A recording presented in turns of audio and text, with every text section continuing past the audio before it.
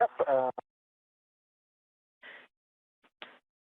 Yeah, Chris, back with you on here. So there's not a whole lot that we can do for you right now to get you going on anything else. Once you are sure that the tethers are clear, no longer crossed, you can go ahead and stow the GoPro on there. But at that point, we really have to wait until Jessica finishes up the right mid-strut before you can move on. How copy? Copy. Copy. Oh, all right. Yeah, I can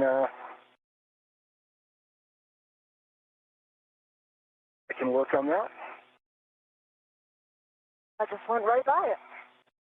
Sounds good.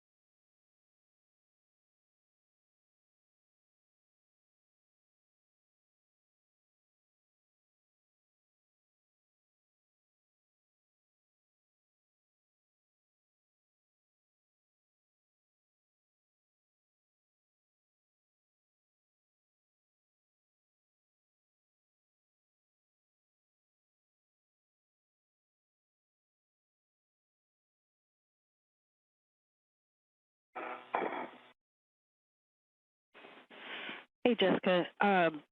We're seeing views through your helmet cam of the MLI, and it's probably bothering you too. So we'd like to have you tighten that up like you did on the other side. Yeah, I see that. I will fix it. I could feel it. I knew you were feeling the same way we were about it.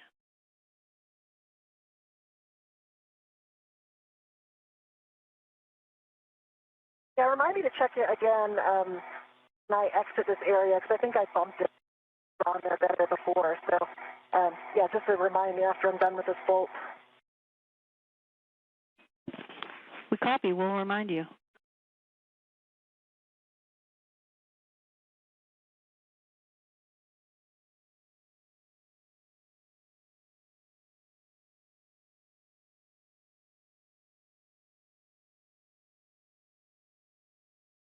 Yeah, I got my BRT down here, and I'm going to get my PGT. Sounds good. And when you get a good position to ensure that the collar pit pin lanyard is clear of the collar interface. Yes.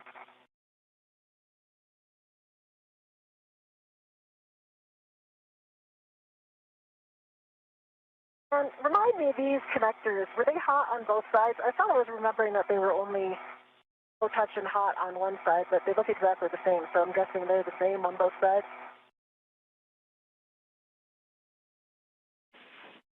Yeah, Jessica, it's a concern for both sides. They're both hot.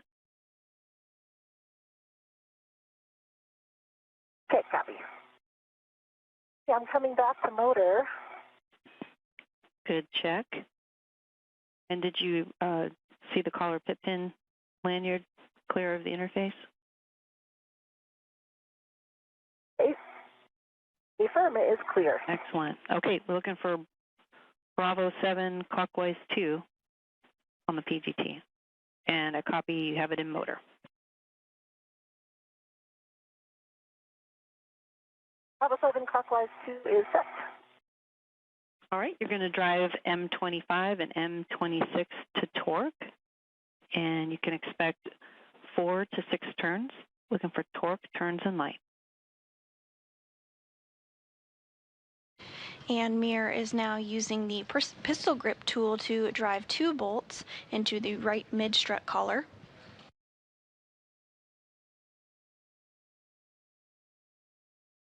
Okay, that was M25.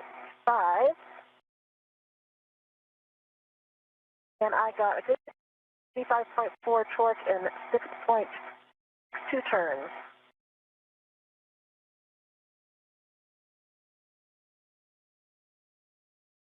Okay, copy 25.4 on the torque, 6.2 on the turns, and a green light.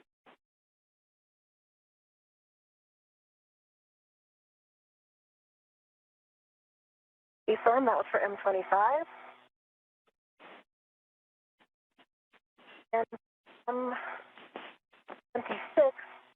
I got good green light, 25.4, 11.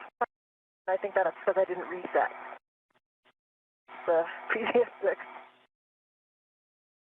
You said 11 point what on the turns? And I understand you didn't reset it. 11.55. Okay, 11.55 on the turns on M20. Just really. Say again? Confirm. Yeah, and I can tell you that this one is like the other side, except so like M25 looks like it's in tighter than M26, and M26 on the side, because it's the side that has the tang coming out of it. So it is also like looks like the other side where it's not completely driven all the way together on each side.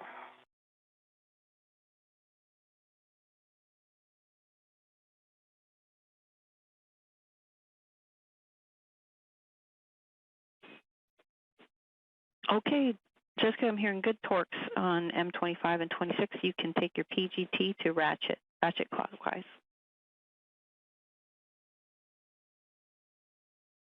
Okay, copy, ratchet.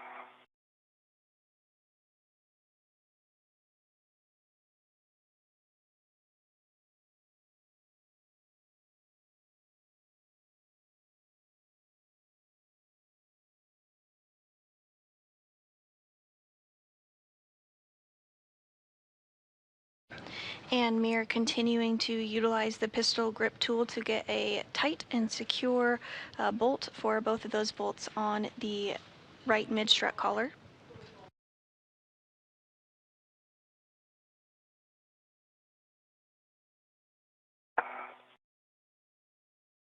And we have now surpassed the 4-hour mark into today's spacewalk.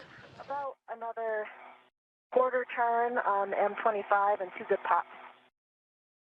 Copy, quarter turn on M25 and 2 good pops.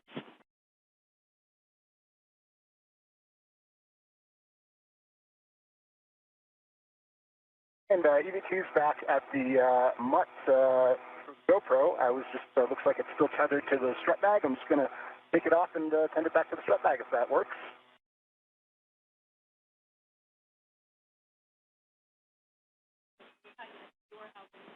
Okay, Chris, copy that. Good plan.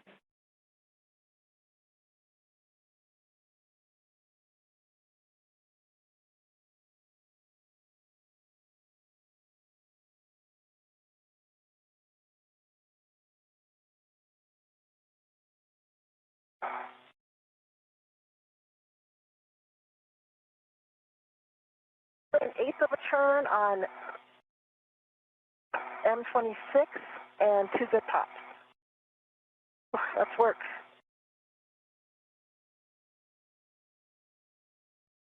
Okay, copy, an eighth of a turn on M26 and 2 good pops. M25 was good bolt, by the way. Waiting to hear on M26.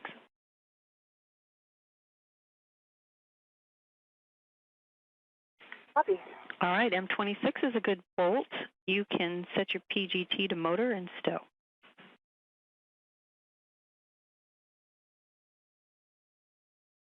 Okay, it's back in motor.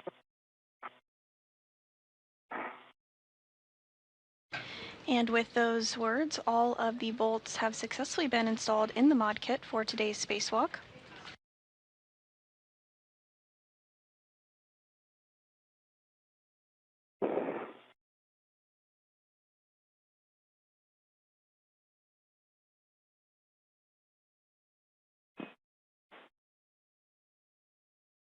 Okay, Jessica, I see you working on the pit pin. This is the one that we don't have high expectations for.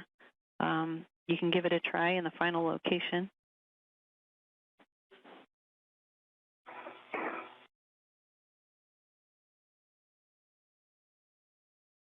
Yeah, the other side went in really easily.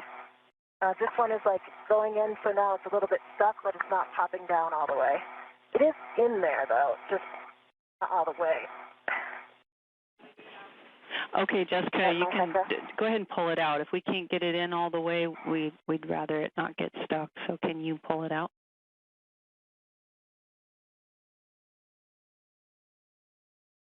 Maybe. Sounds like what happened to the other one.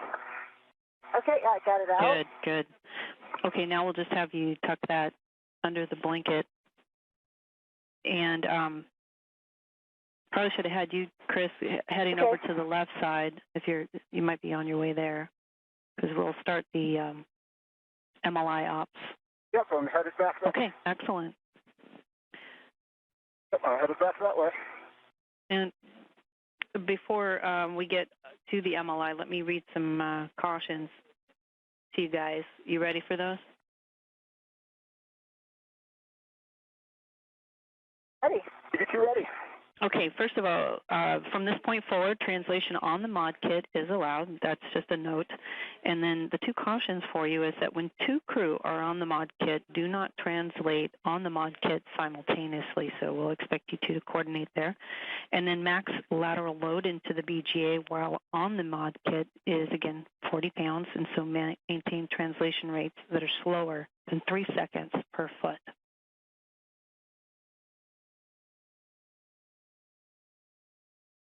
One copies. DD2 copies. And TC, I've taken my TCV back to a setting of 6. Copy TCV of 6 on EV1. And with the mod kit now successfully built and installed, both Meir and Williams are going to work on installing MLI. MLI is multi-layer insulation and is used to help protect hardware against mainly temperatures, as the temperature outside the space station can range from plus 250 degrees Fahrenheit to negative 250 degrees in the shade. Meir will work on installing the right mid-strut MLI, while Chris works on installing the left mid-strut MLI. Again, that MLI is multi-layer insulation. I thought I remembered I would just be pulling up and this would kind of telescope out.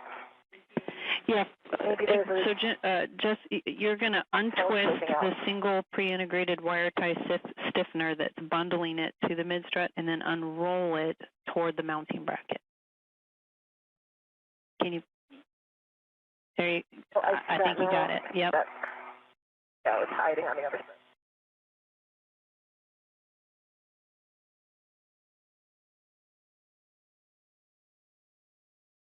There it goes. Okay, Chris, I see your hands at work. Same thing, untwist, and then unroll toward the mounting bracket. Copy that. And then you guys will work your way backward with the stiffeners, tucking it around, and the highly technical term, squish the MLI around the mid-strut as you go. Right, we said we would say that word. Feel free to use it.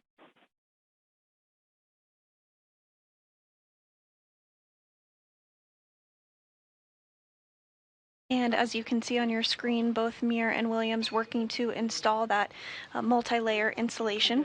You will hook the MLI over the bolt canister and secure it there first with the integral wire tie stiffeners before you start working your way back toward the side pad. Yeah, I'm trying to get it. It's not quite reaching.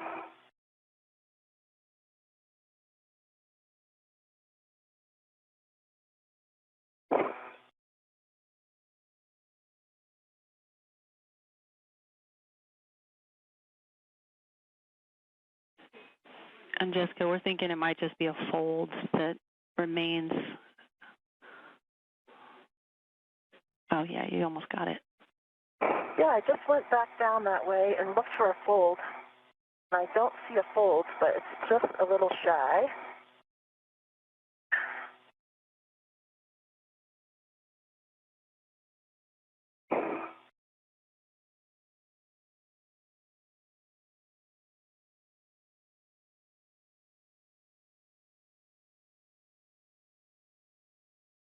Mine is quite tight also. Mine is still shy. And if you're just joining us, we are now 4 hours and 9 minutes into the 278th spacewalk in support of space station maintenance, assembly, and upgrades. NASA astronauts Jessica Meir and Chris Williams have successfully built and installed all of the struts on the 2A mod kit that were remaining. They are now working to install multi-layer insulation on the areas that they built, and after that we'll move on to routing cabling. Everything proceeding as expected during today's spacewalk. This is the 4th spacewalk for NASA astronaut Jessica Meir and the 1st for Chris Williams. Hope so.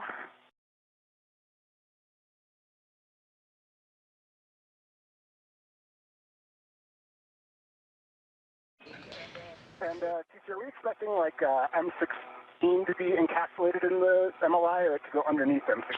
Let's see, and before I give you information, The bolt, like the canister for that bolt. yeah, first of all, I want you guys to make sure you're coordinated and that only one of you is translating at a time on the mod kit. And Chris, I'm looking, so you're hooking over the M28 volt canister, which you already did, and you're asking about 15 and 16? Does the MLI just get tucked underneath them, or does it try to go over those as well? You can tuck them underneath. Not copy that. Okay, finally got it. Nice. Way to go.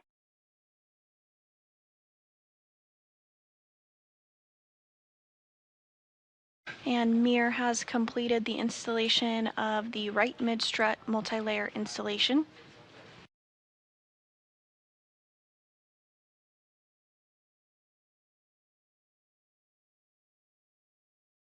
Williams is working to complete the left mid-strut MLI. That MLI is mainly used for protection against extreme temperatures.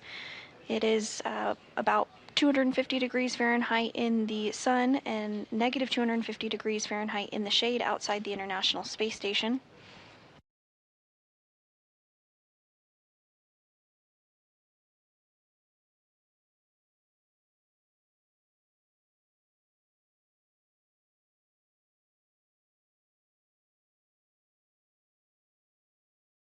Okay, and then it's narrow part first.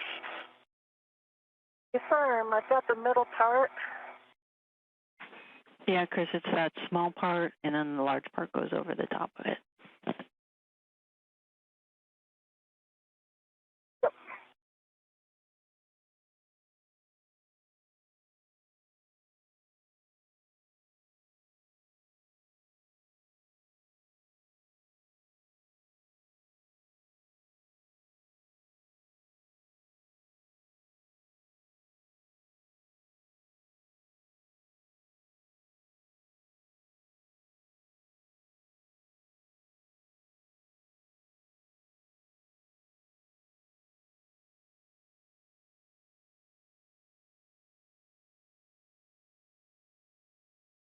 Continuing to get some good views as that MLI is installed.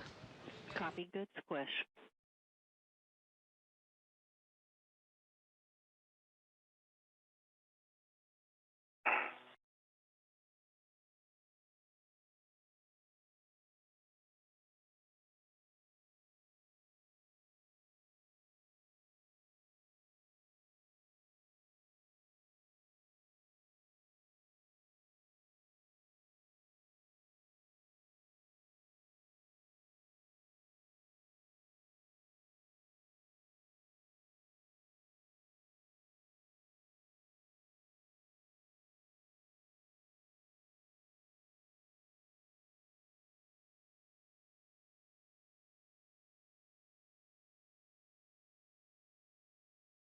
Another good squish, and I think I've just got this one last part.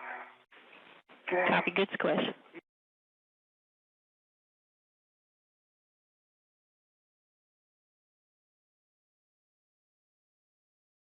Just along my BRT a little bit.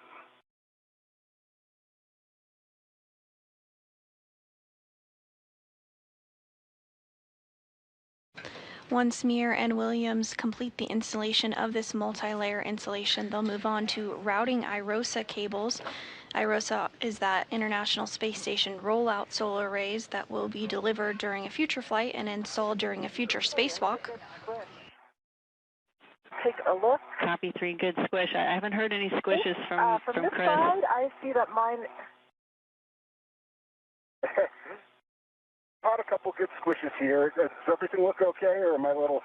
Yeah, I don't see anything exposed, Chris. Yeah, some of these stiffeners. If you could squish a little bit more on the one towards the top. Towards the top. The first one you did. Copy that. You pull the side that's over toward me, the little strap over toward you, and just tighten. Yeah, that right there. One more up. One more up. Sorry. Let me just get this one first. And then. Yeah, that one. Yeah, that one could use. Can you get it down over that? It was over the flap, and now it's not. Let's see. Yeah, there you go. Pull that back up a little bit. Nope. Nope. I can't see that. So, see that underneath your left hand is holding a piece of MLI. If you pull that further up before you wrap the top, there you go. Like that. Yep. Except now there's a little bit. Yeah, if you can squish that very tippy top in, I think you're good. Copy. Let me just get this nice and squished at the bottom. How does mine look on your side? Yours looks, there's a little gap at the very top, I think the same spot that you were looking at for me. I don't think there's any way to get that gap out. Yeah, I think you're probably right. You can try to squish that top a little more.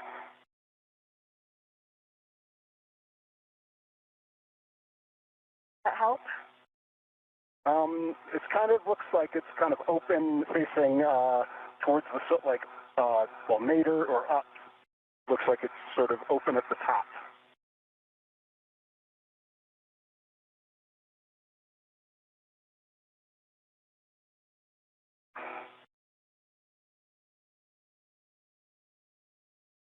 How about that? That feels better. Let's see. You can still sort of see this. So it looks like, okay, yeah, I think, so there's, to the right of your right hand, there's a little flap. That flap could go underneath that front stiffener. Yeah, that was the same. Yep. Okay. Yeah, and there's actually the same thing. There's another flap on the back side away from you that is on top of the stiffener that might benefit from going underneath it. Yeah, right there. I think it's the same thing I had, actually, yeah. Better? Better, and then I think if you give a good squeeze at the top, like around.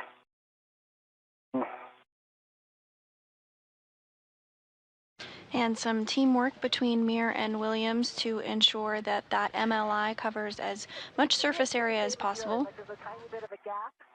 Yeah. But I don't, there's no stiffener there. There's no tie. Yeah. And I can't see through to the metal. Yeah, let me move a tiny bit and see. And I can see the back side of the bolt if I come up. I think we're looking at the same thing on either side. Yeah. I don't know if you can see anything in my HECA.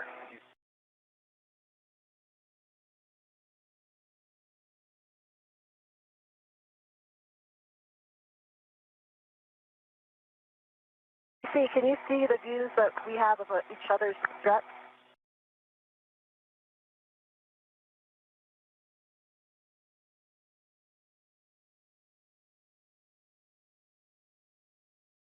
Hey, contract.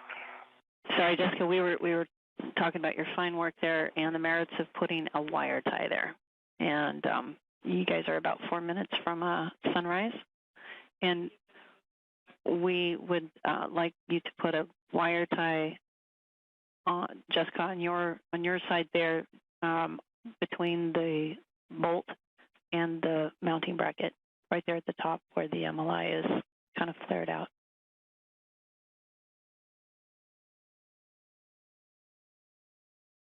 Copy. And can you see out of my heck of view, I think, kind of mirror images of each other because there's no wrap at the very top.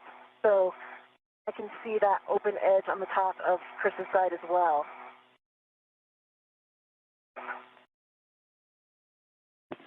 We're looking. I think you mean putting a wire tie above M24? Yes, above M24. It's right here, Chris, you think? Yeah. Yep, right there. Right there, I think would do well.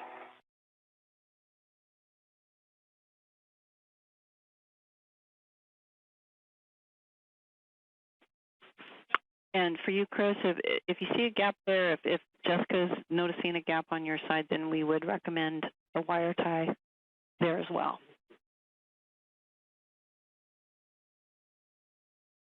Okay, if you think I should do it, I will do it. Do you think that's like a wire tie or? Yeah, I think it's the same on both sides because there's just no tie there.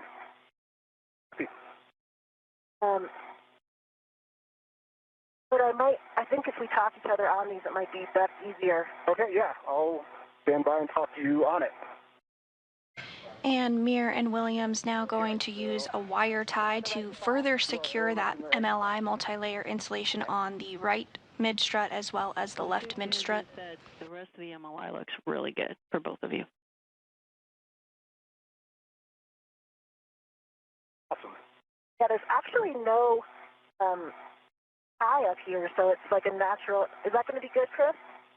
Yeah, I think that looks like it helps. Can still see a tiny bit of metal through, but I don't think right where your pinky just was. But I don't. Right. It's more away from the joints. What would I have to do with a wire tie? I don't know what you could do about it because I don't see any MLI that would flap over there. Okay. But I think this is probably as good as you're going to get. Unless there's something like folded inside. No, I don't think so. That part is just. It's like on the back of that part there. There's just like. I don't know what you're going to do about it. Yeah. Yeah, it's the same thing on your side. I think a wire tie is actually open a little bit more now. I think if you put a wire tie for yours, I think you should put the wire tie underneath the bolt. Like here? Yeah. Okay, and then around? Yep. Copy. Going to get that in work. And I can talk you onto it. That will cinch it up nicely. Awesome. Thank you. Okay, Jessica and Chris, we're looking at your fine work there, and Jessica, we like your wire tie, and the MLI looks good on your side. We'll wait for Chris to install his, and once that's in place, we'll call this portion good, and we'll move to the cable. While I have you, Jessica, if you could just so we can be clear with the check. Wait, stand by, Chris. Stand by. Standing by. I am trying to talk him onto this. So you've opened it up now, so you're going to need to reach in the back. There you go. Now you're in. Now you got it. Now you can tighten it. Copy. Wire tie on. Working tightening.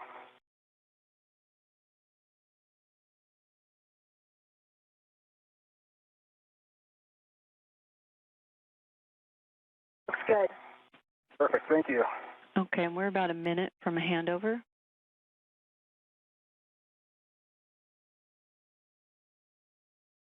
Copy. And we are approaching another orbital sunrise. I've got 3 twists and low profile. Copy. Looks good.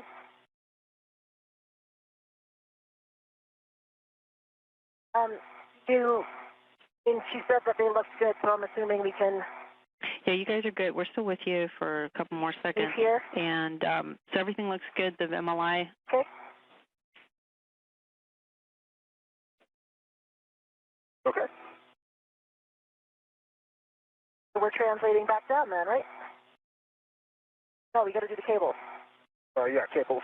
And Jessica, before we go into the handover, we do see another gap there, right where your hand was. Yep.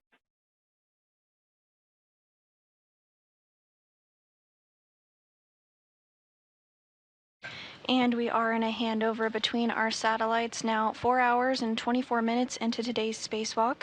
At this time, NASA astronauts Jessica Meir and Chris Williams have completed and installed all the struts on the 2A mod kit, and they are currently working to wrap up the installation of multi-layer insulation on the left and right mid-strut. They're nearing the end of that MLI installation, and then we'll move on to cable routing. Today's spacewalk is the 278th in support of space station maintenance, assembly, and upgrades, and as the 4th for NASA astronaut Jessica Meir, who is EV1 today in the spacesuit with the red stripes, and today's spacewalk is the 1st for Williams. Do you think I'm going to be able to reach it from where I just was, or get my desk and move my DRT? You might be able to reach it. I'm back with you guys. I see it. I'm not going to be able to reach it. Hey, before we get to the cables, I'd like to do a systematic check of the MLI with you guys respectively, so if you're ready for that. Make sure that the MLI is covering the clevises. On your side, Jessica, it's the M24 clevis. On your side, Chris, it's the M28. Confirm? Copy. I see it covering. Okay, and that it's fully closed around the telescoping end of the strut. Fully closed. One. I see it fully closed, DDCU. Okay, and lastly, cinched around the collar as best as possible. I am cinched around the collar as best as possible. I just gave it another several squishes, and it's tighter than it was for sure. Okay. How about you, Chris? Yep, I think it's cinched around the collar as tight as possible.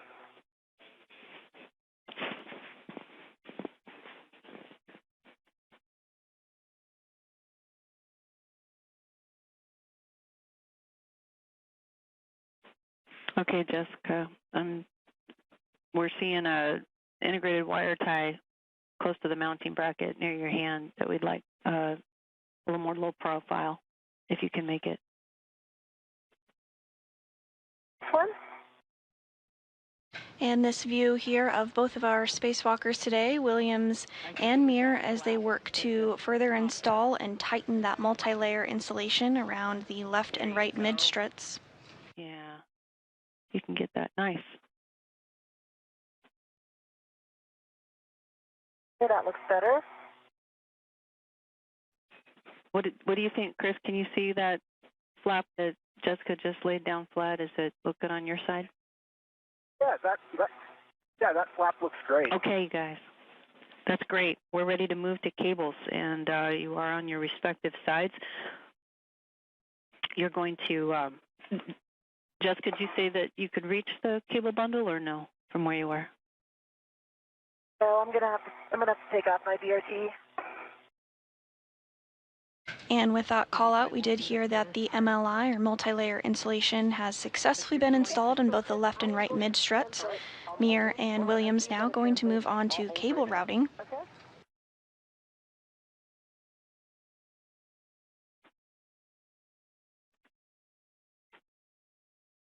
Oh, they flew over there. Oh, yep. They're now at the end of my waist tether, so I'll see if you can I'll reach translate. it. Yep, I'm going to translate. And I can. And Jessica, you're going to be looking for the one with the red One more stripe? time. The right? Do that one more time, Chris. Yeah, one more time.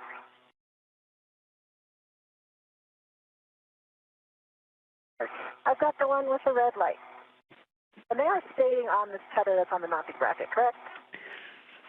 It's standby. Red. Okay, sorry guys. Yes, so you want to release one twist on the wire tie to release a coil, and then at the alignment mark on the cable, you're going to secure it in the pre-positioned wire tie on the lower strut handrail. 3 twists, both of you. In work. In work.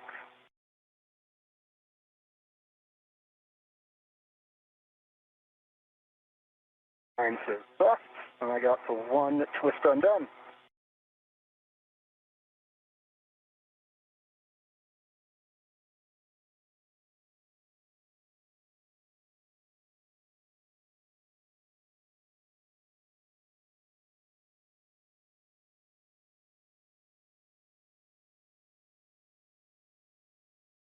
Okay, that twist is undone. And I have two Sharpie marks that are about 6 inches apart. I assume just somewhere in between those.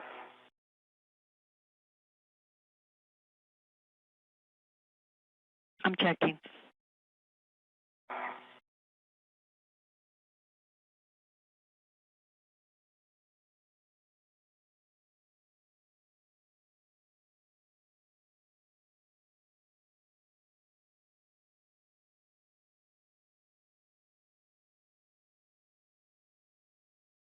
I don't see Sharpie marks on my side. I have two little Sharpie marks. It's about a meter from the end of the connectors that are there. I've got a piece of tape. A white piece of tape, but no Sharpie. White piece of tape, and then the Sharpie is like Okay, I understand. You're seeing 10 centimeters further a along. white piece of tape and a Sharpie mark? Is that what you're seeing? That's on Chris's side. I see a white piece of tape, but no Sharpie marks. Yeah. So I do see the Sharpie marks, but they're all the way at the second wire tie. Okay. And second set of twists. Yep, and I see Sharpie marks, but it looks like the Sharpie marks on, there's one on each. They look to be about maybe 20 centimeters apart from each other. The cables are taped together, so I'm not sure how they would slide apart from each other, but I assume I can just put the wire tie sort of between those two Sharpie marks. Yeah, Chris, Jessica, I'm just stand by. I'm getting words for you on which mark is your target. Okay, copy. Yeah, my black Sharpie mark is right at the end of, like, I basically get to my next set of wire ties. So it would look like this if I tack it down here. Gotcha. The two marks on mine are right here and here. See that? I think that's because if you look at the ends, you have where one of them's pulled in more. It is, but they're also taped down. They're also taped to each other here. I see that. I see that.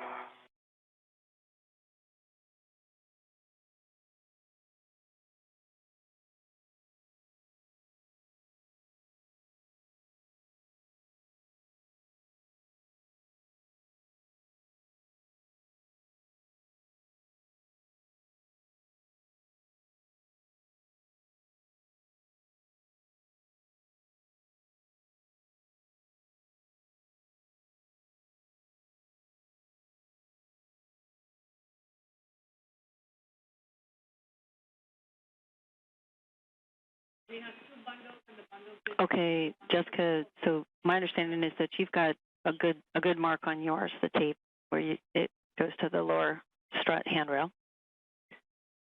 And for you, Chris, I have the same thing as Chris. I have a piece of tape. Yes. Then I have Sharpie marks, and the Sharpie marks are like right at the next set of twists. So are we going for tape or for Sharpie marks? Sharpie marks. And Jessica, yours is good. For you, Chris, it seems as though the bundles may have slipped under the tape. And so anywhere between the two Sharpie marks is a good place to secure. Copy anywhere between them. Awesome.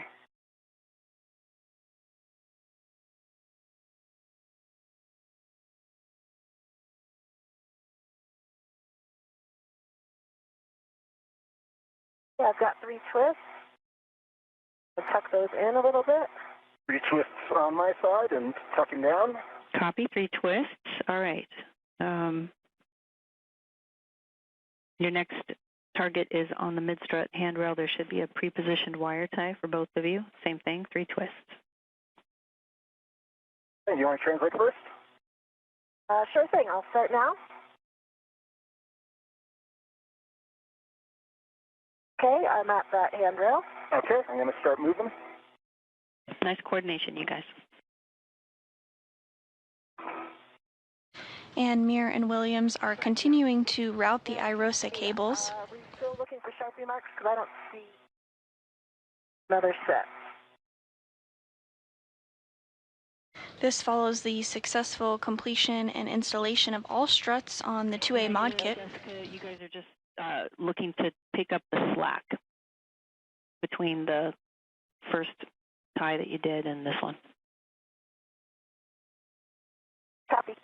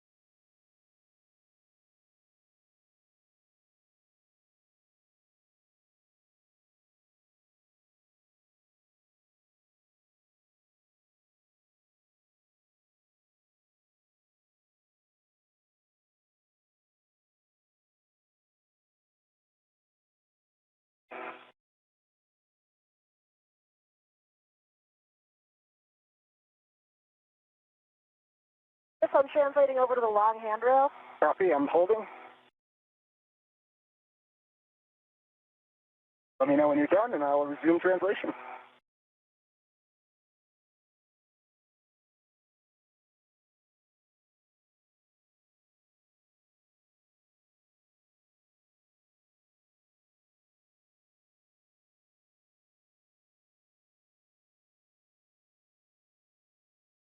Sorry, I'm back here. I gotta untwist more first.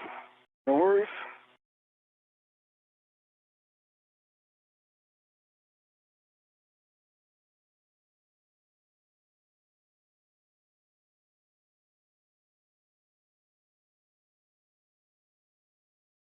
Okay, I'm translating again. Copy.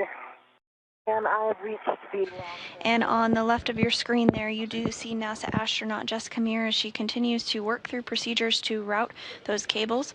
NASA astronaut Chris Williams is doing the same on the right-hand side of your screen.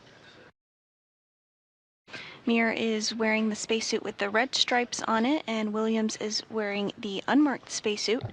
For Jessica Meir, this is her 4th spacewalk in her career and the very first for Williams. We're now 4 hours and 36 minutes into today's spacewalk, and all struts have been installed on the 2A mod kit. And the duo is working now to route that cable on the left and right mid struts, for the IROSA cables rather.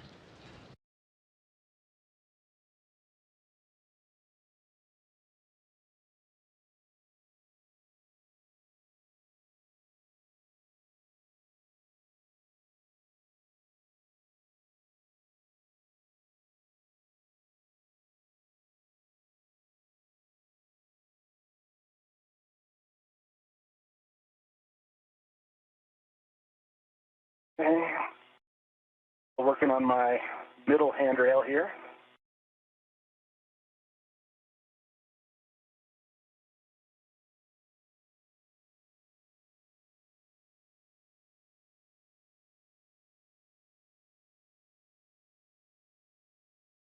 TC, I've got the final fire tie.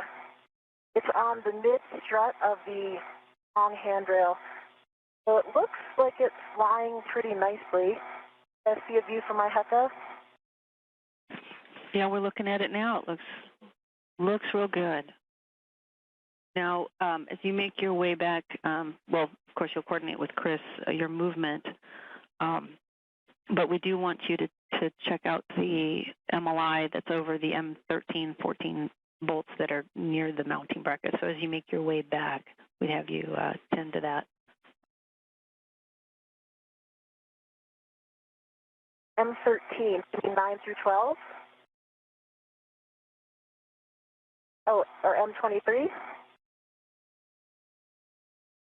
It is all tucked in, I can see.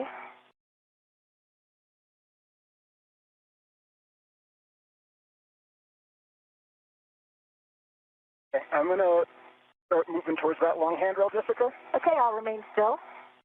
And TC, I can see the MLI all the way down the strut, so from what looks good to me, and I think you meant the final end around M23 that we talked about, and it's still snug.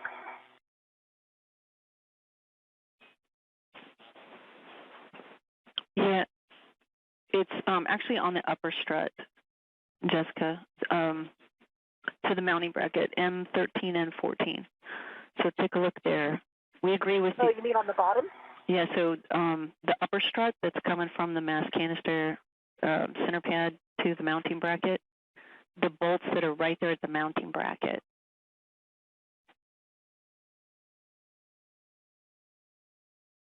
Okay, so the other end from where I am, where I started, you mean?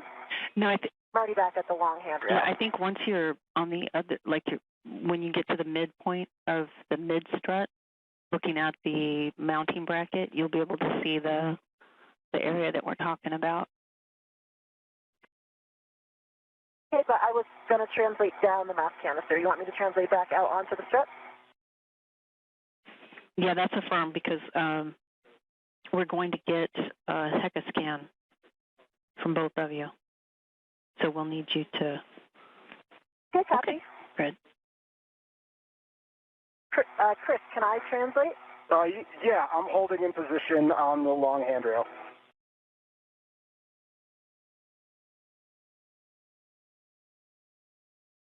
Okay, I'm translating.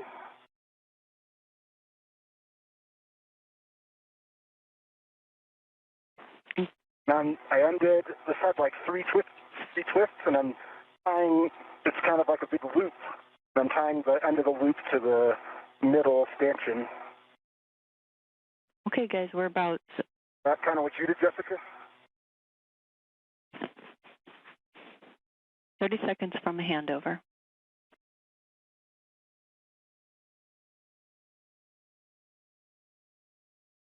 Okay, TC, I am kind of in the position you were talking about, but I don't see any MLI. That's out of place. Okay, we're 13 seconds from a handover, but if you go up higher, the M1314 bolts are the ones that are on the upper strut there. Yeah.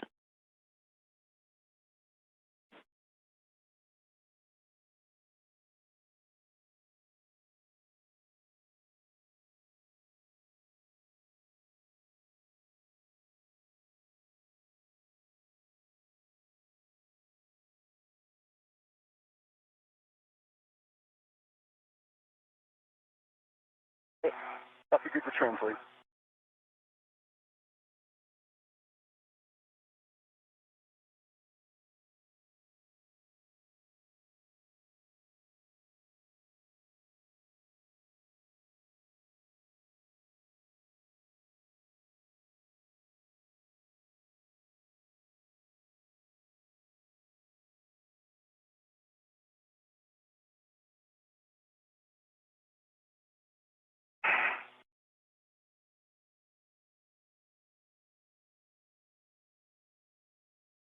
And I saw in the spot she was talking about, the little square M13 and 14 were a little bit uncovered. And I can hear you, Jessica. I can't see you yet, but yes, bingo. We're talking about that corner that goes over the metal block at those bolts.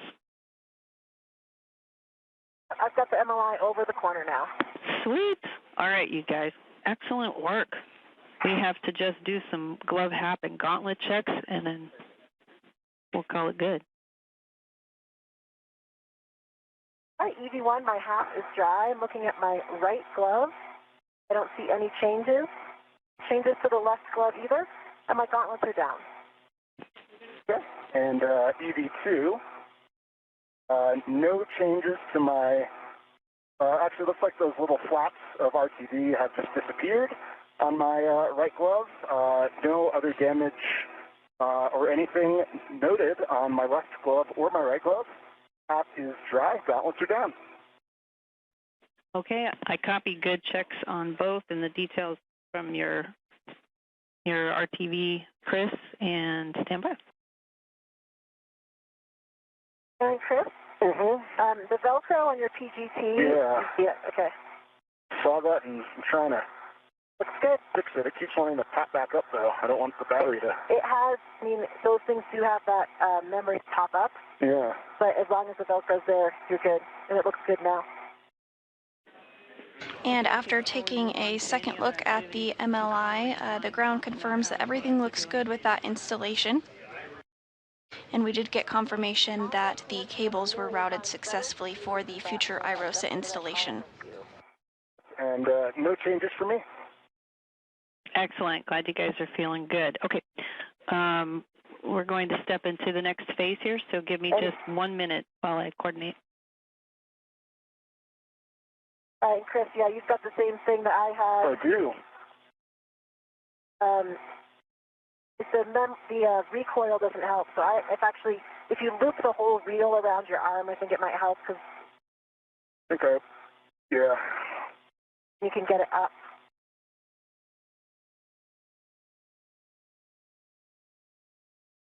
There you go now, and then there you go. You got it. Yeah, you got it. Thank you. Your camera lens cover's off. So, popped off. You're looking awesome. Thank you. And we are now 4 hours and 45 minutes into today's spacewalk. So far, NASA astronauts Jessica Meir and Chris Williams have installed and completed all the struts on the 2A mod kit, have installed MLI or multi-layer installation on the left and right mid struts, and have routed the IROSA cables.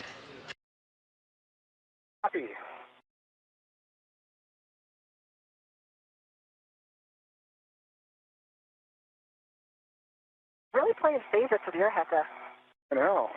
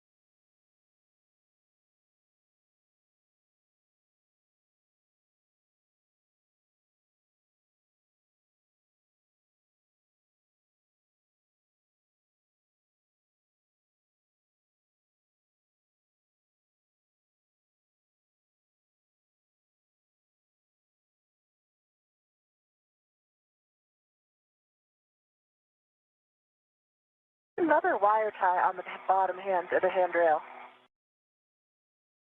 Huh. What's that one there? That must have been from the prior EVX. No, that's right, because this was their strap. Mm-hmm.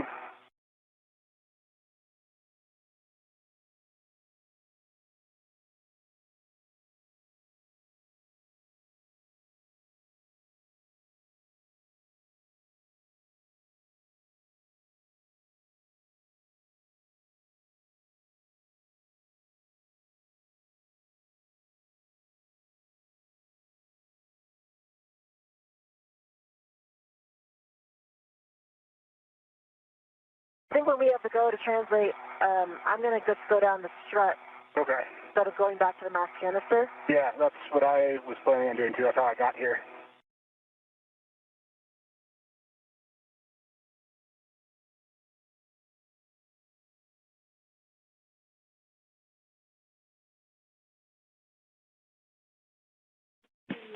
All right, guys, we're doing good. And our next tasks are, as you expect, the DDCU jumper and the port SARJ imagery. So I'm going to get you guys started on those. Let's see. Your next steps, Jessica, will be to retrieve from the cable bag the Canon connector tool, etc. So let's have you translate there. I heard you guys trying to coordinate your movement to your respective work sites.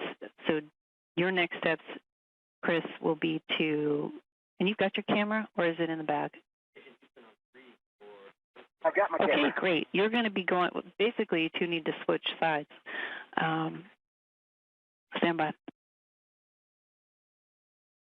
So, Yeah, I'm just going to come back to my corner and go over the... yeah, I'm going to go to the cable bag, and then I'm going down to the behind me.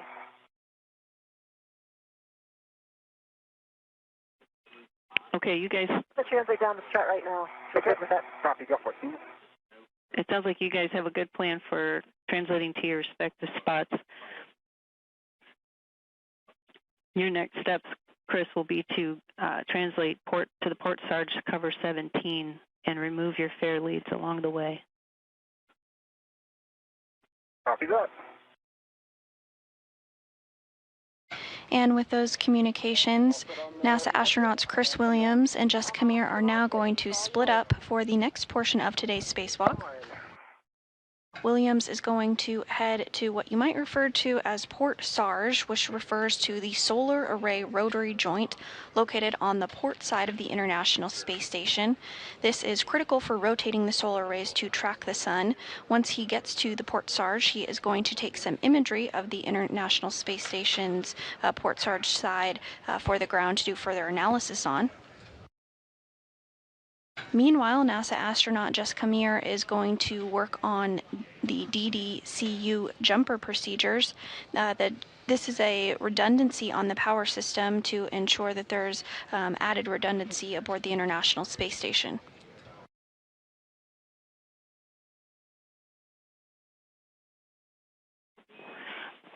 And Chris, just to give you a heads up as you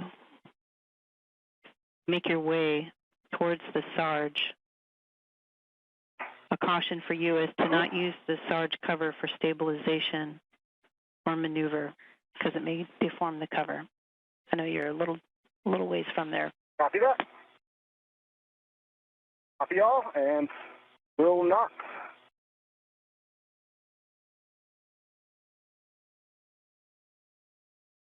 And as we take a look at our spacewalkers today completing their translation, you do see NASA astronaut Jessica Meir inside of the cable bag there. She is rearranging some tools there, and you can identify her based off of the red stripes on her spacesuit. Okay, and there's an adjustable that goes with it. You're going to stow that on your workstation. And then there's also, you're going to use that adjustable for the dummy caps later. Copy. Okay, I see adjustable with a carrying connector.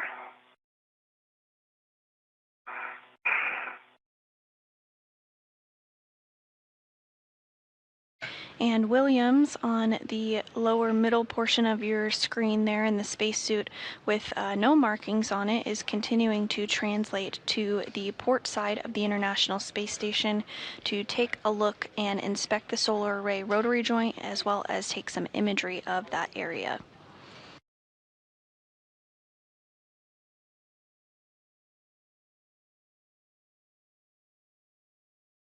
We are now over 4 hours and 52 minutes into today's spacewalk, the 278th in support of space station maintenance, assembly, and upgrades.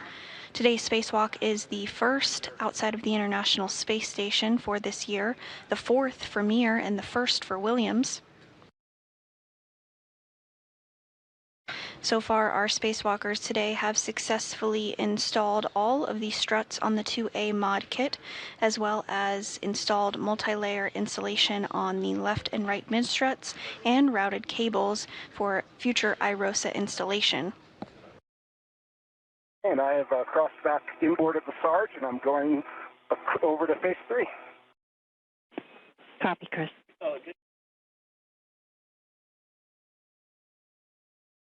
Got the carrying connector tool. I'm working on the jumper. It's kind of tangled up in the 3 PCB. Yeah, I can see that. Somebody got it. I think I got it free now. Good job.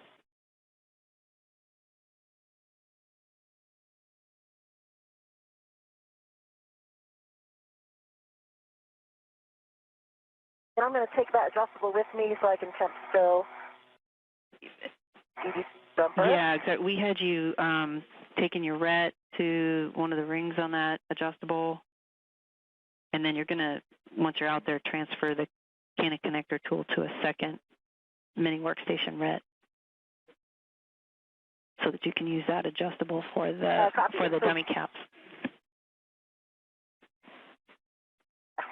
Copy. Can work.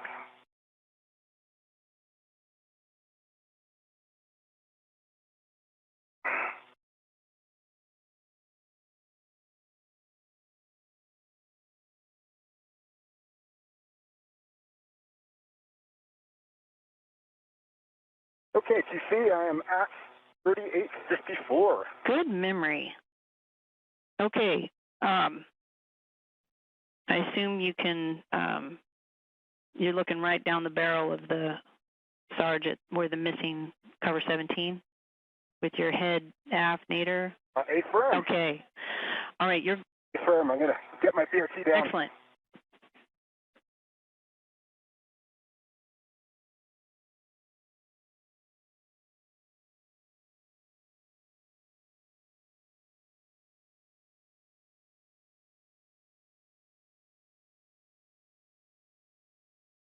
Yeah, I've got both the jumper and the cannon connector tool. Okay, just... I'm going to just loop the jumper kind of around my arm. Sounds good. And you'll work your way outboard. I have a... And NASA astronaut Chris Williams has arrived at the Port SARJ area. Again, that refers to the Solar Alpha rotary joint located on the port side of the International Space Station. This is critical for rotating the solar arrays to track the sun. Williams is going to inspect the Port SARJ as well as take imagery of that area.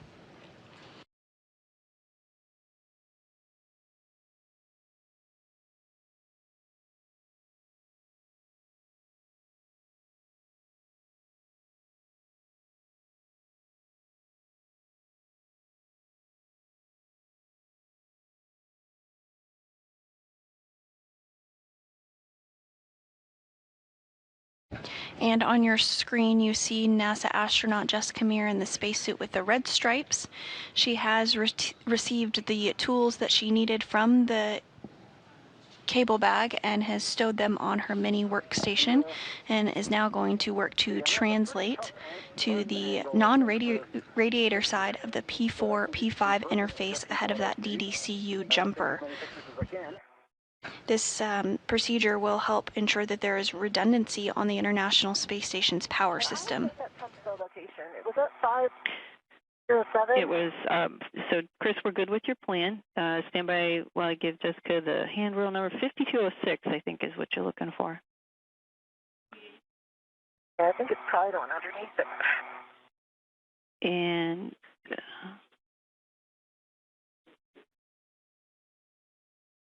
once you've got an ID on that handrail, Jessica, let me know, because I'm going to switch over to Chris for some words. I'm on 5206 right now. Okay, that's where you're going to temp stow the... I got it. And then once you temp stow the jumper, you'll position yourself at the center panel, and I have some warnings for you. Go ahead, Chris. Okay, copy. Yeah, so I'm looking at the SARJ, and at the, so I see the outer canted surface, and it does appear to have some lubricant berms. It looks sort of a darkish gray in color, and it's kind of a little bit splotchy or speckly, so it's not like a smooth berm. It's kind of like chunks here or there, and there looks like to be some flecks that sort of the outer canted surface, and then sort of a flat surface outboard of that, and it seems that there's sort of flecks on that as well. On the datum A, there are again the same sort of darkly colored berms that are sort of a little bit gloopy and discontinuous, so not kind of a smooth line.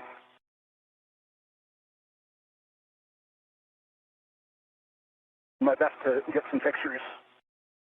The lighting is pretty tough. Okay, Chris. We're copying down all your notes. We actually got a heck of view from you now. And, yeah, continue with your photos. Copy.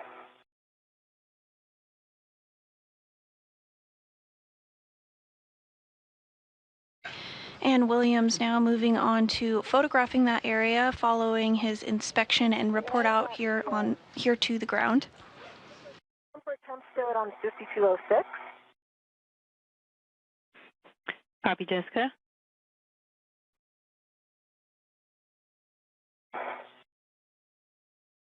And I have the cannon connector tool, so I think I'm coming down here to get the caps first.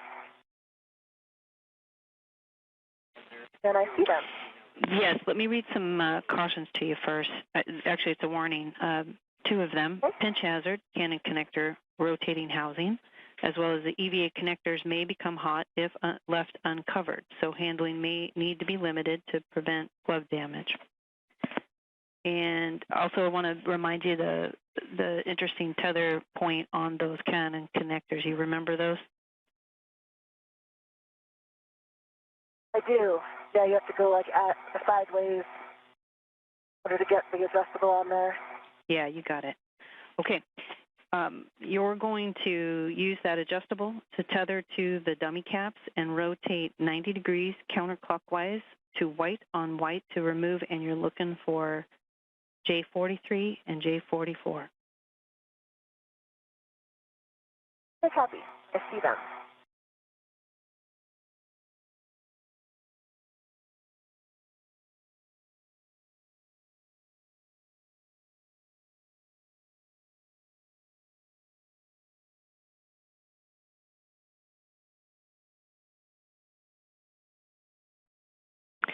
And Chris, when you are set, EV1, M1 when able. when you're starting on. M1 was calling me TC.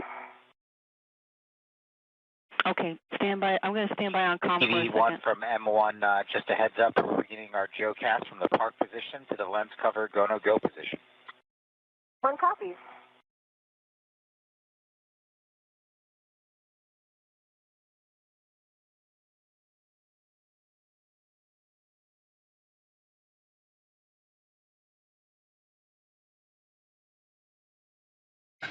And you did hear some communications there from inside the International Space Station, NASA astronaut Jack Hathaway letting the crew outside, which is NASA astronauts Jessica Meir and Chris Williams, know that they are primed and in the ready position to operate the Canadarm2 for a portion of this spacewalk that will be later today to install a lens cover on a portion of the Canadarm2.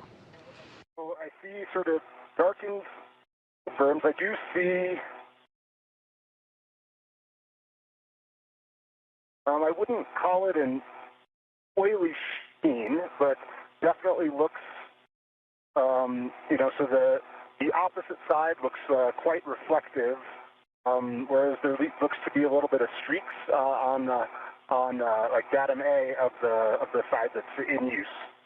I wouldn't call it a sheen, but kind of streaks. Okay, that's good. And so next is to compare the surface condition of the outboard race ring with the unused inboard race ring. Yeah, I would say overall, the surface condition in terms of leaks or damage or anything looks the same. They both look in good condition. There just seems to be this sort of dark material, which I presume is the lubricant that is sort of flecked over the outboard surface. But I don't see any particular damage or any obvious signs of intensive wear. Maybe the corners look a little bit more rounded on the teeth of the outboard ring than the inboard ring, but they look pretty comparable to me. Okay, Chris, sounds good. Now report any debris similar to metal filings if you see any.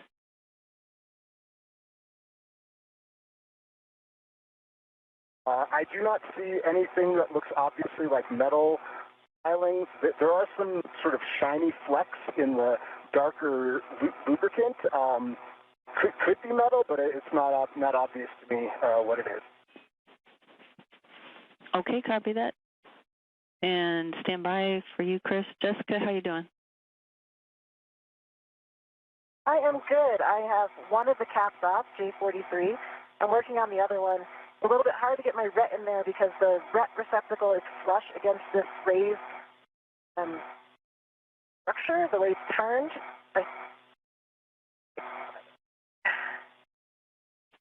I don't know if my ret will actually close. Oh, okay, it did. Copy. Okay, and I've got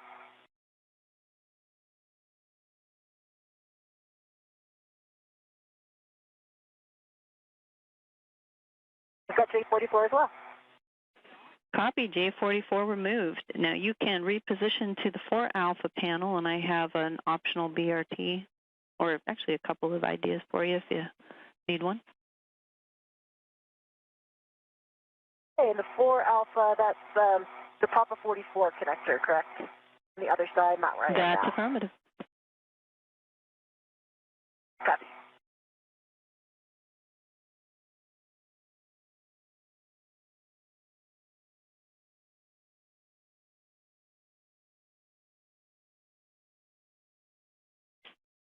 Okay, Chris, how do you feel about the pictures you took? You think you got them all?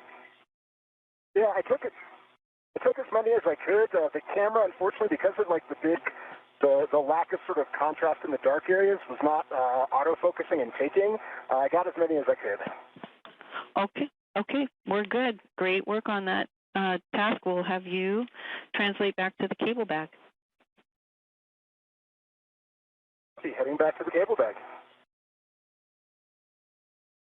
And with that, Williams has completed the port SARJ inspection. Again, that refers to the solar array rotary joint located on the port side of the International Space Station. He reported his findings down to the ground and took some imagery that will be analyzed later. At this time, he is now translating to the cable bag. Cautions and warnings to read to you. Once there, he will stow the camera that he just used to inspect this port SARJ, and will also retrieve a racket wrench that will be utilized during the next portion of today's spacewalk. And a warning, do not inadvertently demate Papa 45 or 46. Those are the thicker diameter cables that are adjacent to the target connectors that you're going for, due to arcing and sparking hazards. How copy? I copy all. I'm looking right at P44. I have a very good view of both of those cables, and I understand I will be mating P44. Okay, let me get a go for you before you demate. And in this view, you do see the Canadarm2 being moved from inside the International Space Station. NASA astronauts Jack Hathaway and European Space Agency astronaut Sophie Adno are primed for Canadarm2 operations today. Okay, copy. I'm going to demate. So I'm going to put my connector tool in.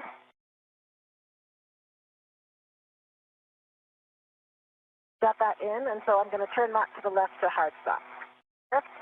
Sounds good. And how are you doing, Chris? You finding your way back? I'm doing good. I'm coming back down the SARJ. I see the arm moving. Well, that's fun.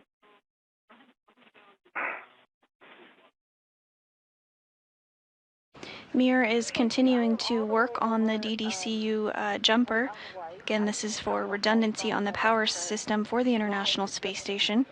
Meanwhile, Chris Williams is making his way to the cable bag to retrieve the racket wrench. I'm going to look at the female end on structure. I see good sockets, Pythium band, no fog. Copy. After he works on the cable bag, after he works to get the tools out of the cable bag, he is going to work on the next portion of the spacewalk called the ORU torque reset. Now you're going to route that old. Essentially, what Williams is going to do is remove the torque and release it, then retorque it at a lower value. This is to allow future robotic operations if needed. At this time, the torque on these areas is a bit higher than the capability of the robotic arm, so once Williams resets the torque, future robotic operations should be able to occur.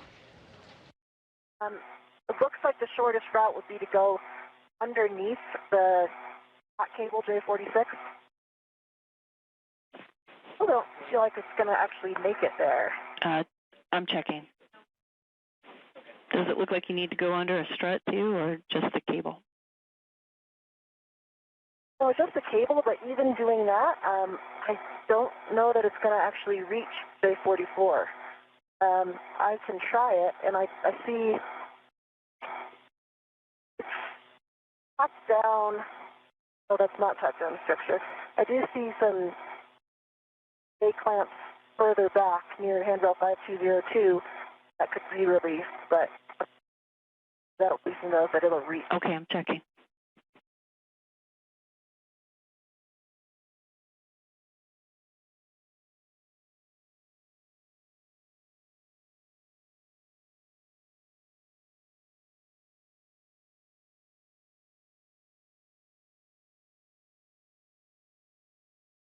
And in this view, we do see NASA astronaut Chris Williams as he is working to stow the EVA camera in the cable bag. Following that, he will retrieve the racket wrench that will be used in the next portion of today's spacewalk. You see, I'm back at the cable bag. I see that, Chris. Good job. All right, you're going to stow your EVA camera? as you wish, and then you'll retrieve the ratchet wrench with the 7/16 6-inch wobble. Do that. In TC, I was able to feed it behind this other cap, and I think it will reach.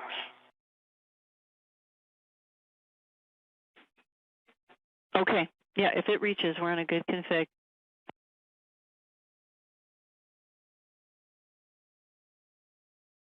Do I have a go to mate that on the J44 dummy plug?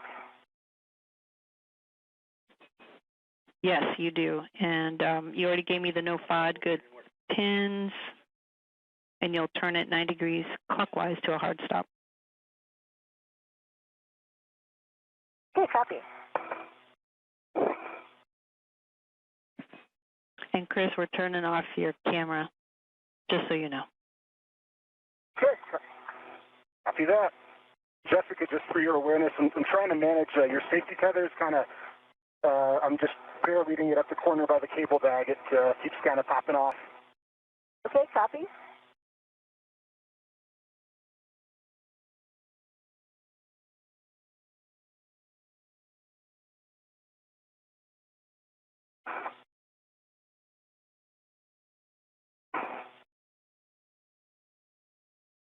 TC, even on these dummy receptacles, I need to line up the white on white and bring it to white on black. Is that correct? You got it. Okay. Unfortunately, if that won't work, the cable won't reach that orientation. I don't know if you can see it right now. I have it in my hand, and it reaches the dummy receptacle, but the white bar is 90 degrees off, and so I can't twist it because that's the wrong. There's not enough length on the table on the cable. Yep, I'm looking at it. Stand by.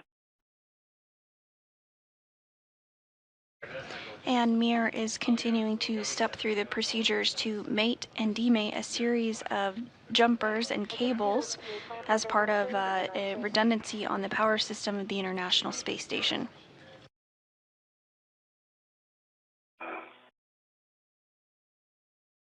I think if I loosen those, it might have a chance. So, let me know. Jessica, what I'm hearing is that we think you have it in the right orientation, that if you push it on, you'll be able to rotate it to the right position. Okay, it definitely won't be white on white when I push it down. It will be lined up with nothing.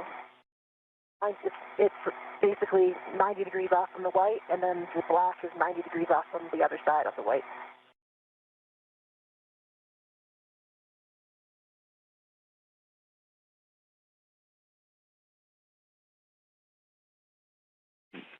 To get to white on black from where I am, it's not 90 degrees, it would be 180.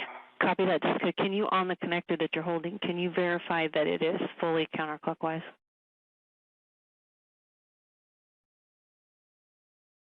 The yeah. shell. Yeah.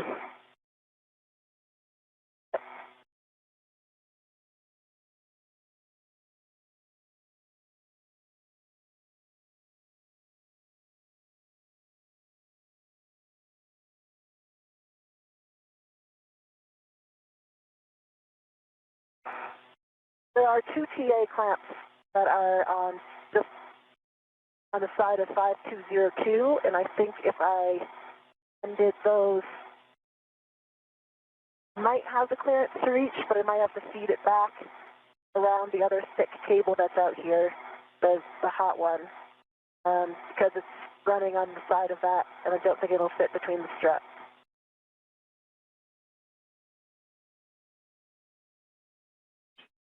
I'm listening to you, Jessica, but I'm also listening to Farouk giving some details. So let me check with him. Copy.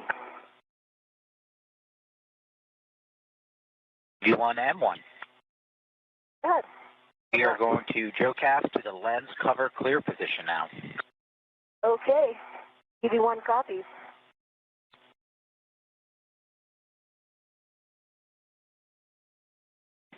Hey, Jessica, just a quick question. Which lines are you looking at? Are you looking at the one at the back of the shell that is the alignment for the tool, or the one that's at the base of the connector?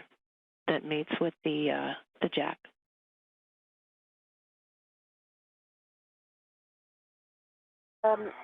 So you mean on P46?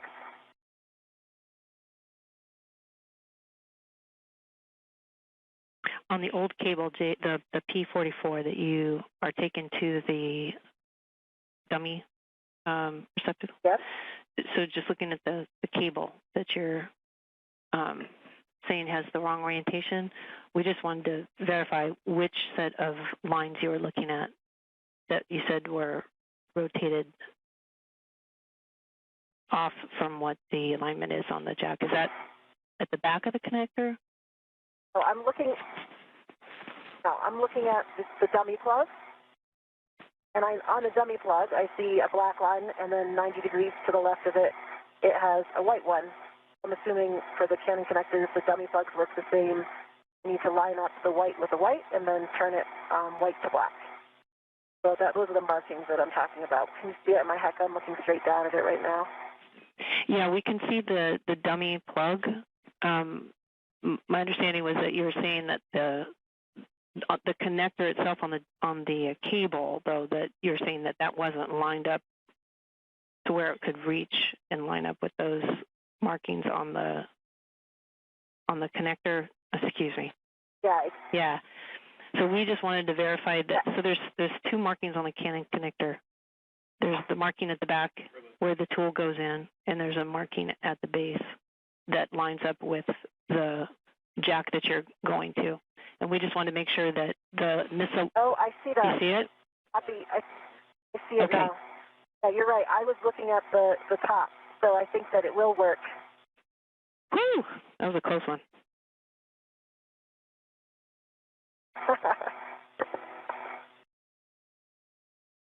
Okay.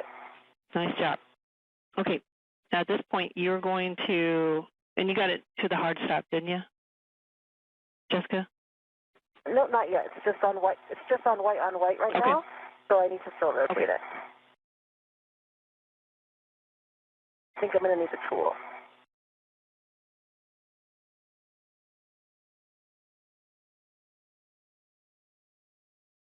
Chris, how are you doing? I can't see you. I am doing okay. I've got retrieved the ratchet wrench, and I'm making my way inboard, just taking a lot of retraction force that I'm trying to manage properly.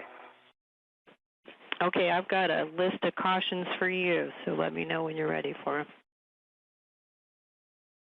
Copy, standby one.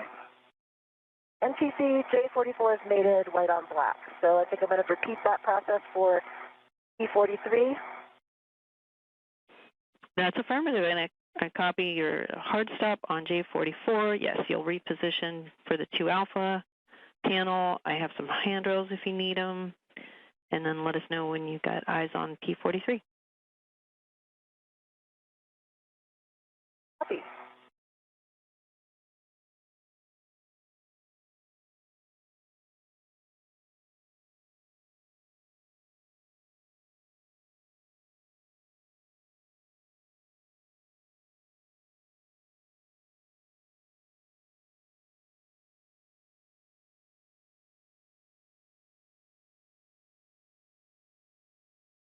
I see P43. Perfect. All right, you can demate P43 from J43, and then same thing. We'll route the cable to the center panel. And we are now 5 hours and 19 minutes into today's spacewalk with NASA astronauts Jessica Meir and Chris Williams. So far, all struts have been installed on the 2A mod kit. MLI has successfully been installed on the left and right mid struts. Cables have been routed for future IROSA installation.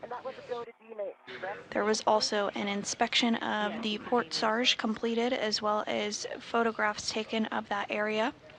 At this time, NASA astronaut Jessica Meir is working to route and reroute some jumper cables as part of a redundancy on the space station's power system.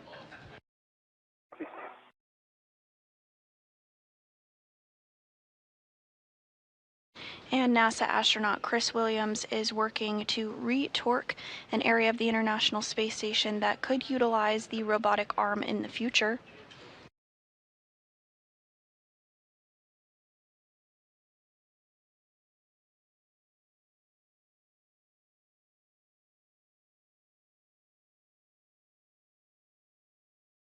Today's spacewalk is the 278th in support of space station maintenance, assembly, and upgrades, and is the 4th for NASA astronaut Jessica Meir and the 1st for Williams. This is also the first spacewalk outside of the International Space Station of the year. So far, everything continuing smoothly, as the main objective of today's spacewalk was to get the 2A power channel prepared for future installation of the International Space Station, roll out solar arrays, and all of that work has successfully been completed. Okay, let me first get a status from you, Jessica. You got that P43 demated?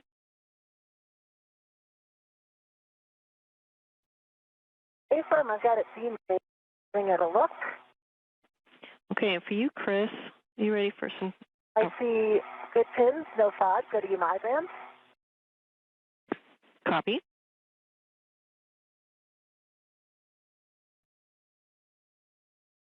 And I'm ready for words whenever. Okay, and just for you, Jessica, you can, after you route it, you can mate it being Papa 43 to the center panel J43. Okay, for you, Chris, first, ensure socket fully engaged.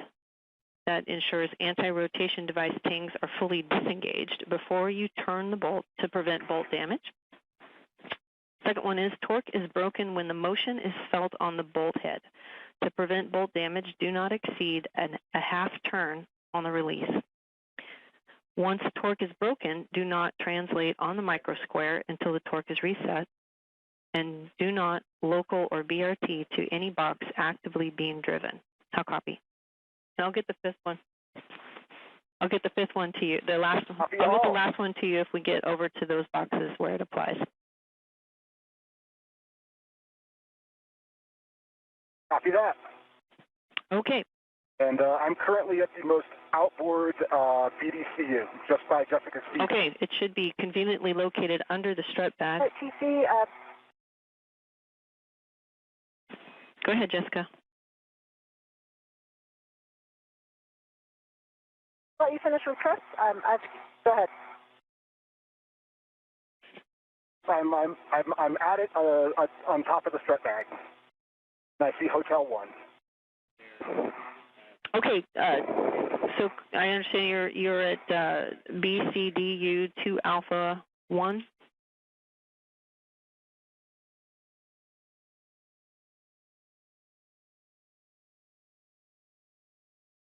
And checking, but I believe that is correct.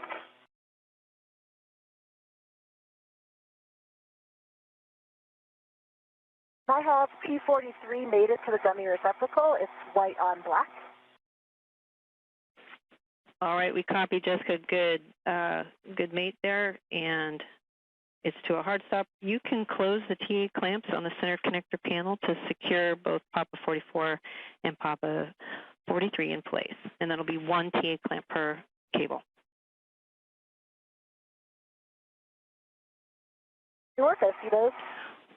And TC, I'm at 2 Alpha 1. Excellent. Okay, so here's the drill. You're going to release with the ratchet wrench 1/2 turn, exactly a half turn, and you'll go in order H1, H2, and you'll give me a report.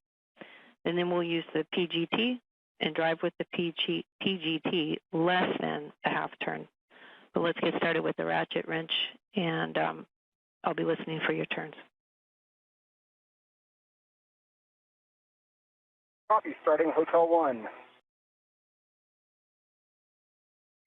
And in this view, we do see Jessica Meir continuing to route and unroute those jumper cables. Meanwhile, NASA astronaut Chris Williams is going to work to reset the torque at the BDCU 2A.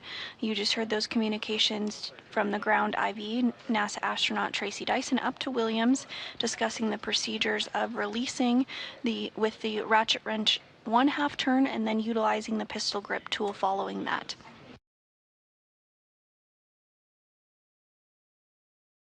There are several boxes that Williams is going to remove the torque on, so he's going to release the torque and then retorque it just at a lower value. And the intent here is that that will allow us in the future to do robotic operations on these boxes if we wanted to move any of them in the future.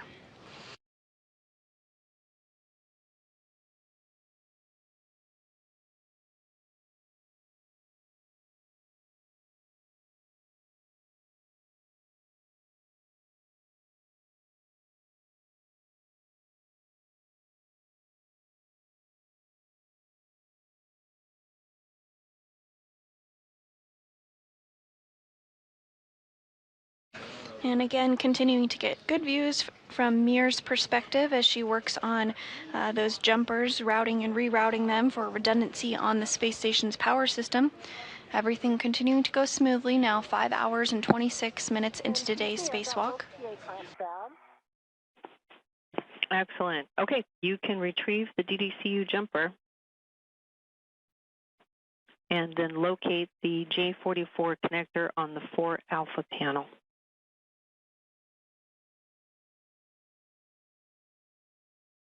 Copy and work.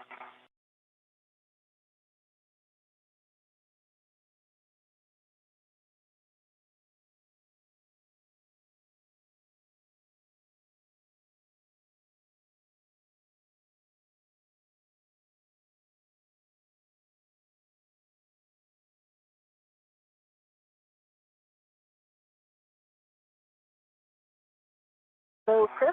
Whoa. We're working on this bolt, trying to get this rocket to engage on the bolt head. Copy.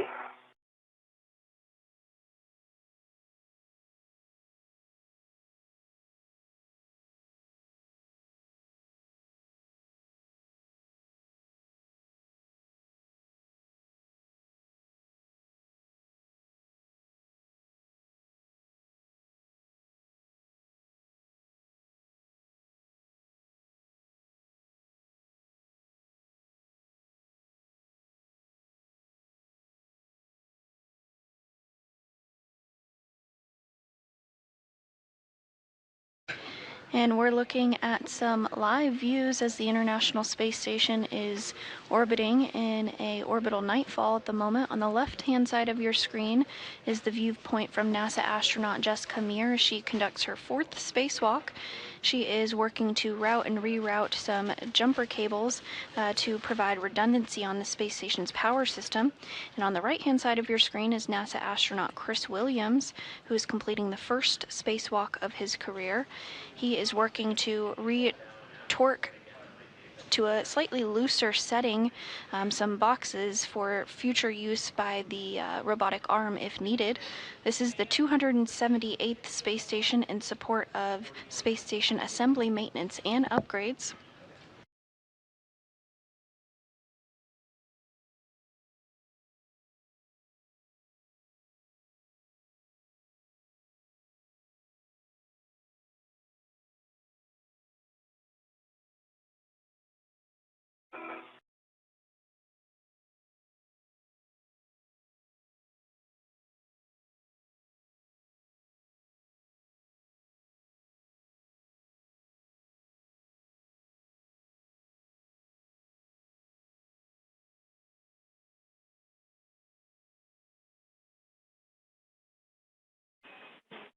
Hey, Chris, looking for a status from you. From here, it looks like break and torque on those boxes is a little tough. Did you manage to get it? Yeah.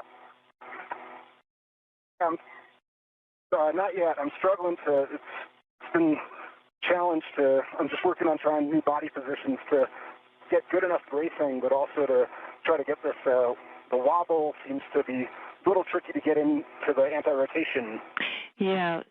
So and we appreciate your. So I'm just trying to get. Stand by, because we appreciate your effort, but we're looking at the timing of Jessica finishing this task, and we're thinking that with what time we have left, it would be better time well spent if we had you stand down from the torque resets and get you cleaning up the WIFX APFR. Okay. Sound good? Okay, copy that. Yeah, that sounds good. Yeah, I did not break torque on it. Okay, great. Then we'll have you return the wrench back to the cable bag.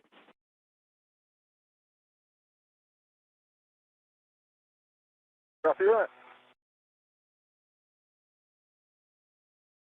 And with those words from the ground IV Tracy Dyson to NASA astronaut Chris Williams as he worked to break torque on those boxes on the International Space Station, had a little trouble breaking that torque, and this operation is not critical for today's operation, so they are going to have Williams pause on that activity and move back to the articulating portable foot restraint to uninstall the WIFX or the worksite interface extension.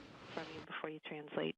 Again, the main task of today's spacewalk was to prepare the 2A power channel for future installation of International Space Station rollout solar arrays, and all struts were installed on the 2A mod kit, successfully completing the main task of today's spacewalk. Anything that looks like it's a...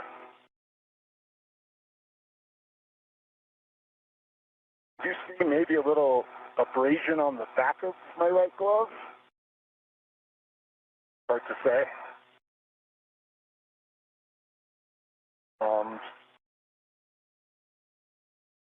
the palms, no other change other than the black marks. And then on my left glove, a few more black marks on the RTD, but no evident other damage. I've got a dry hop, and my gauntlets are done. Excellent, Chris. We copy a good glove, hop, and gauntlet check. You can continue translating and stow the ratchet. I assume you left the square scoop in the bag. You didn't take that out?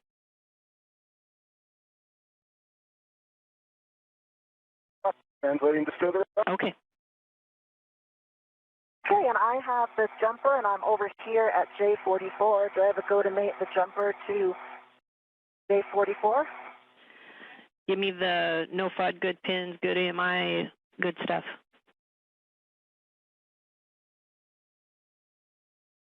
Affirm, yes. On the jumper end, I have the same config. I have pins, no FUD, good EMI band, and the receptacle still looks unchanged as the previous report. Excellent. Yes, you have a go to mate.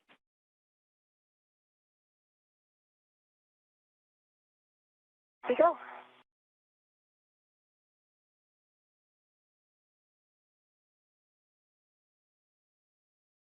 Down, and that's by hand. Okay, and you got it rotated clockwise to a hard stop? Affirm. Okay, and then making your way, you can route the cable to the 2 alpha panel and just confirm that your safety tether is not trapped by the jumper cable.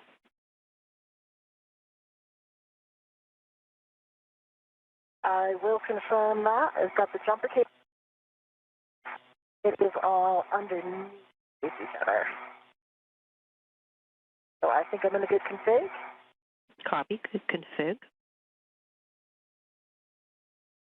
And as Meir continues to route cables and jumpers as part of a redundancy on the space station's power system, Williams is making his way back over to the articulating portable foot restraint that was used during the installation of the 2A mod kit earlier this morning.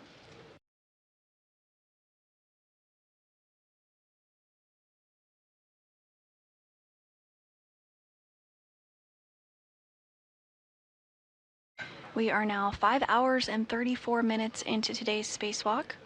The main task of today's spacewalk was to prepare the 2A power channel for future installation of International Space Station rollout solar arrays, and all of that work was completed. The mod kit for the 2A power channel was successfully built and installed. Additionally, cables were routed for the preparation of the IROSAs.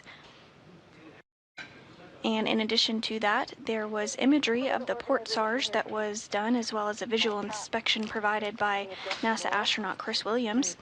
And as we speak, Meir is continuing to route those cables, those jumper cables on the DDCU. So I've got this adjustable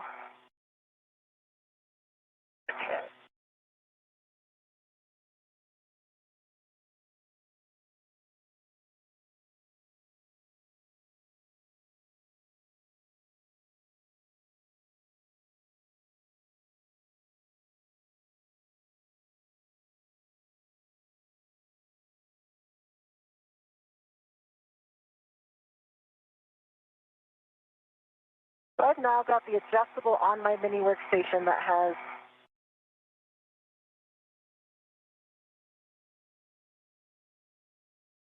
and back. I'm going to organize a little bit more.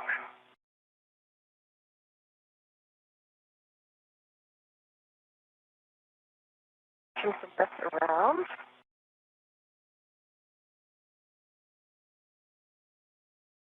You see, I've got the ratchet bundled back in the cable bag. Back on the fish stringer. Excellent, Chris.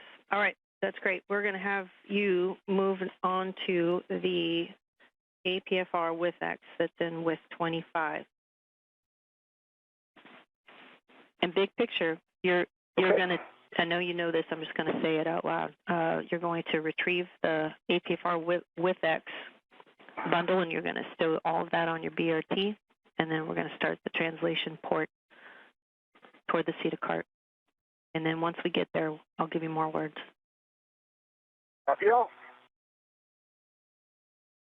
Copy all.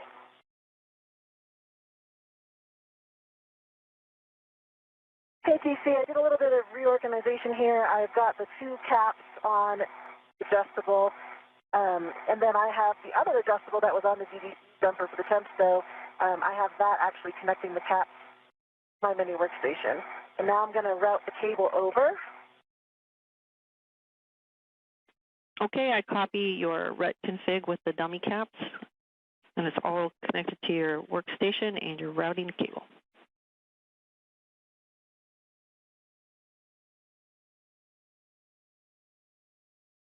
Ephraim, I have nothing on, like, don't have anything on the mated cable right now because since that end was mated, I assumed I could release the adjustable from it. I'm going to say yes until someone disagrees with me. Okay, copy. That was the adjustable I wanted to use for the cap so that they weren't hanging down on a rack.